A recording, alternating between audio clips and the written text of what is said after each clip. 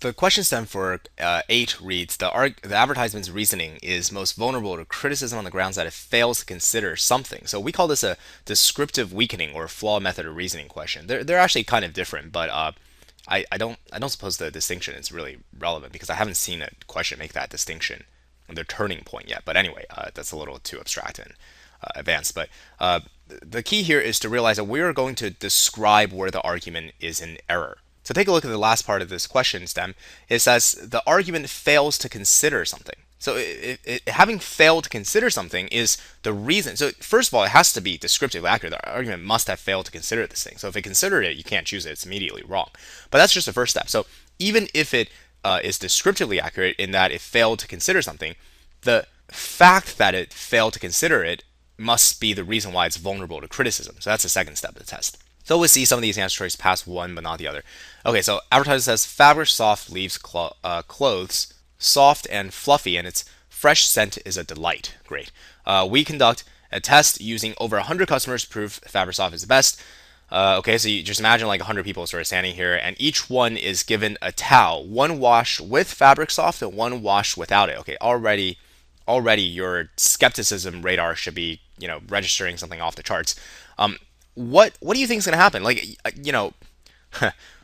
Seventh Sage is not in the business of making fabric softener, but let's say we made a fabric softener. We just like looked at some generic CVS or Dwayne Reed brand fabric softener, and we just sort of copy the formula. It's just kind of crappy. But then we wash one cloth with the Seventh Sage fabric softener, and then the other towel is just washed in water. Which one do you think is going to come out softer? Obviously, the one washed with any kind of fabric softener, right? You can't compare fabric soft with nothing. What kind of comparison is that? Right, so and then look, 99% of the consumers prefer the fabric. Well, of course, 99%. And one consumer probably just caught on to what they were doing and just out of spite said that the other one was softer. But so what? So you can't conclude this. You just cannot conclude fabric soft is the most effective fabric softener available.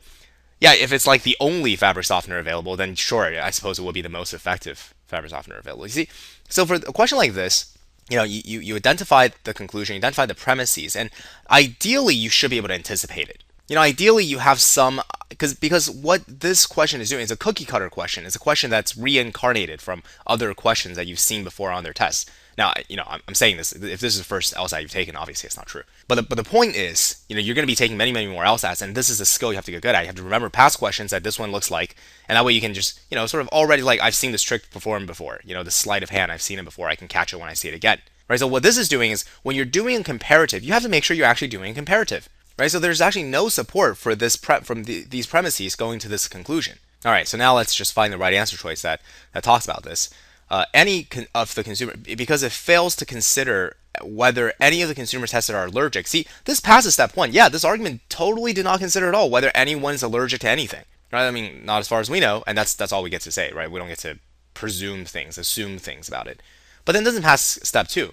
Whether they're allergic has nothing to do with why these premises don't support this conclusion. Right? You can say answer choice A. The argument fails to consider whether cats like milk more or dogs like milk more. Yeah, it passes the descriptive test. It is describing the argument because it failed to consider that. But that has nothing to do with whether the argument is vulnerable. B says whether fabric soft more soft environment. See, feeding on your prejudices. Both of these are just feeding on your prejudices. You as a consumer, you might care about whether fabric soft is whether consumers are allergic to fabric soft. Maybe you're allergic to it, but it has nothing to do with whether this premise supports the conclusion. You as an environmentalist might care about the environment. That's a great thing to do, but it has nothing to do with this question, whether these premises support this conclusion.